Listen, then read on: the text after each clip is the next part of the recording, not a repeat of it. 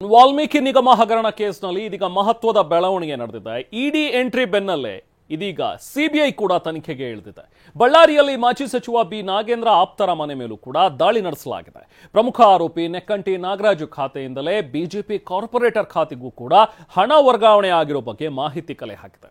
ಏನೆಲ್ಲ ತನಿಖೆ ಆಗ್ತಾ ಇದೆ, ಈ ಬಗ್ಗೆ ಒಂದು ರಿಪೋರ್ಟ್ ಇದೆ, ಬನ್ನಿ ನೋಡೋಣ. ವಾಲ್ಮೀಕಿ ಹಗರಣ ಕೇಸ್ನಲ್ಲಿ ಮಹತ್ವದ ಬೆಳವಣಿಗೆ.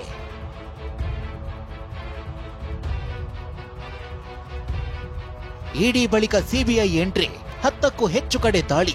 ಪಾಲಿಕೆ ಸದಸ್ಯ ಗೋವಿಂದರಾಜುಲು ಅವರ ಮನೆ ಮೇಲೆ ಸಿಬಿಐ ಅಧಿಕಾರಿಗಳು ದಾಳಿ ನಡೆಸಿರುವಂತದ್ದು.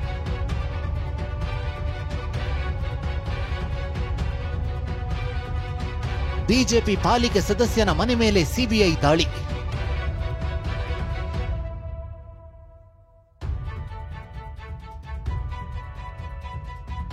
ವಾಲ್ಮೀಕಿ ನಿಗಮ ಹಗರಣ ಇಡೀ ರಾಜ್ಯದಲ್ಲಿ ದೊಡ್ಡ ಮಟ್ಟಿಗಿನ ಸದ್ದು ಮಾಡಿತ್ತು.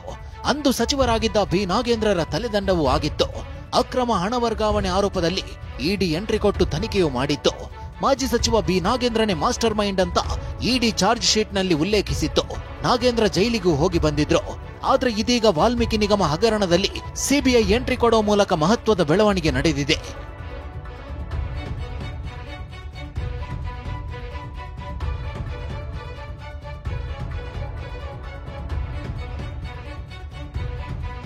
ವಾಲ್ಮೀಕಿ ಹಗರಣದಲ್ಲಿ ಬಿಜೆಪಿಗೂ ನಂಟು ಇದೆಯಾ?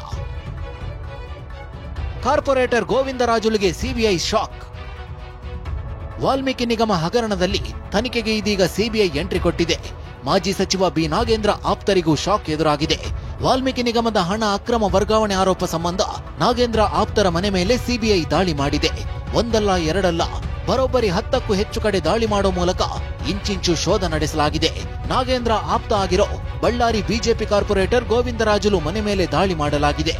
ಬಳ್ಳಾರಿಯ ಗಾಂಧಿನಗರದಲ್ಲಿರುವ ಮನೆಗಳಲ್ಲಿ ಹಲವು ದಾಖಲೆಗಳನ್ನು ಪರಿಶೀಲನೆ ಮಾಡಲಾಗಿದೆ.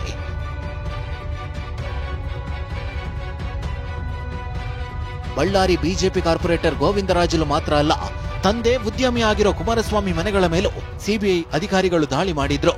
ಮೊಟ್ಟೆ ವ್ಯಾಪಾರ ಸೇರಿ ಹಲವು ಉದ್ಯಮವನ್ನ ಕುಮಾರಸ್ವಾಮಿ ನಡೆಸುತ್ತಿದ್ದಾರೆ. ಬಿಜೆಪಿ ನಾಯಕರ ಜೊತೆಯೂ ಗೋವಿಂದರಾಜು ಮತ್ತು ಕುಮಾರಸ್ವಾಮಿ ಗುರುತಿಸಿಕೊಂಡಿದ್ದಾರೆ.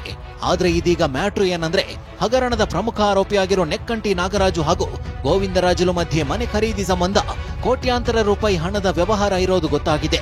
ನೆಕ್ಕಂಟಿ ನಾಗರಾಜು ಅಕೌಂಟ್ನಿಂದ ಗೋವಿಂದರಾಜುಲು ಅಕೌಂಟ್ಗೆ ಹಣ ವರ್ಗಾವಣೆ ಆಗಿರೋ ಆರೋಪವೂ ಕೇಳಿ ಬಂದಿದೆ.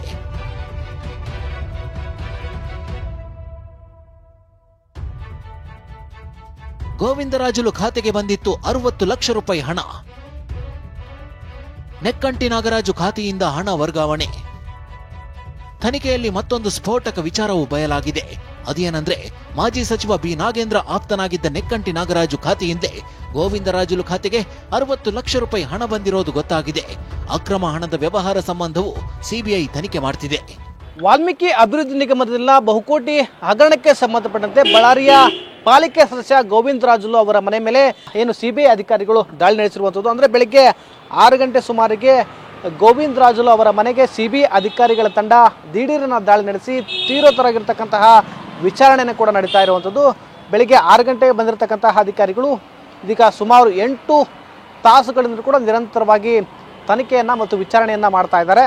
ಪ್ರಮುಖವಾಗಿ ಏನು ಬಿ ನಾಗೇಂದ್ರ, ಮಾಜಿ ಸಚಿವ ಬಿ ನಾಗೇಂದ್ರ ಅವರ ಆಪ್ತ ನೆಕ್ಕುಂಟೆ ನಾಗರಾಜ್ ಅವರಿಂದ ಅಕೌಂಟ್ನಿಂದ ಸುಮಾರು 60 ಲಕ್ಷಕ್ಕೂ ಅಧಿಕ ಹಣ ಬ್ಯಾಂಕ್ ಮುಖಾಂತರವಾಗಿ ಗೋವಿಂದರಾಜು ಅವರ ಏನು ಬ್ಯಾಂಕ್ ಖಾತೆಗೆ ಟ್ರಾನ್ಸಾಕ್ಷನ್ ಆಗಿತ್ತು ಅನ್ನೋ ಆಧಾರದ ಮೇಲೆ ದಾಳಿಯನ್ನು ನಡೆಸಿರ್ತಕ್ಕಂತಹ ಸಿಬಿಐ ಅಧಿಕಾರಿಗಳು ಸಾಕಷ್ಟು ದಾಖಲೆಗಳನ್ನು ಪರಿಶೀಲನೆ ಮಾಡ್ತಾ ಇದ್ದಾರೆ. ಈ ಬಗ್ಗೆ ಪ್ರತಿಕ್ರಿಯಿಸಿದ ವಿಪಕ್ಷ ನಾಯಕ ಆರ್ ಅಶೋಕ್, ಕಾಂಗ್ರೆಸ್ನವರ ಹಗರಣ ಬೀದಿಗೆ ಬರಲಿ ಅಂತ ಹೇಳಿದ್ರು.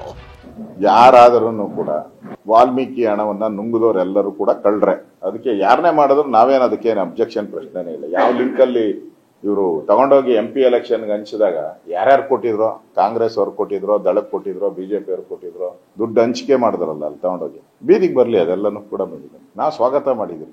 ಇಡಿ ಏನ್ ತನಿಖೆ ಮಾಡ್ತಾ ಇದೆ, ಸ್ವಾಗತ ಮಾಡಿ. ಇದೀಗ ಸಿಬಿಐ ಎಂಟ್ರಿಯಿಂದ ವಾಲ್ಮೀಕಿ ನಿಗಮ ಹಗರಣದ ತನಿಖೆ ಮತ್ತಷ್ಟು ಚುರುಕುಗೊಂಡಿದೆ. ಮಾಜಿ ಸಚಿವ ಬಿ ನಾಗೇಂದ್ರ ಹುಟ್ಟುಹಬ್ಬದ ದಿನವೇ ಸಿಬಿಐ ಶಾಕ್ ಕೊಟ್ಟಿದೆ.